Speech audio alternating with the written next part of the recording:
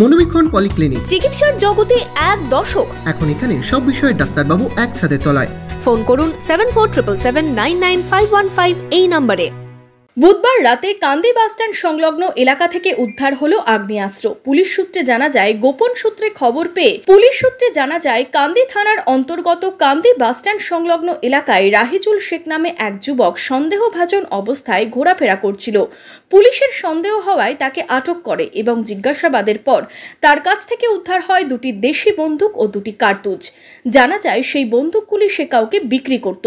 বৃহস্পতিবার অভিযুক্তকে কান্দি আদালতে পাঠানো হয়। সেখানে আদালতে 4 দিনের পুলিশি হেফাজতের নির্দেশ দেয়। কে বা কারা এই চক্রের সঙ্গে যুক্ত রয়েছে, সমস্ত বিষয়ে তার তদন্ত শুরু করেছে কান্দি থানার পুলিশ। কান্দি বাস স্ট্যান্ডের কাছে রাহিজুল শেখ বলে একজন ছেলে, সে সন্দেহজনকভাবে ঘোরাফেরা করছিল এবং তার কাছে একটা আর্মস ছিল। পুলিশ সন্দেহ হয়, তারপর তাকে জিজ্ঞাসাবাদ করে এবং তাকে বডি সার্চ করে।